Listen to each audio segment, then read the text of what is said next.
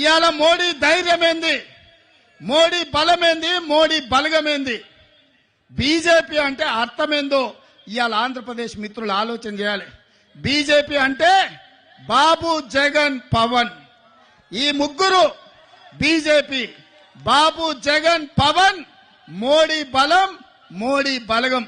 ఇంక ఆంధ్రప్రదేశ్ ప్రజల కోసం మోడీ ఎందుకేం చేస్తాడు? ఎవరు గెలిచినా ఆయన దొడ్లోకి పోయేటోళ్లే.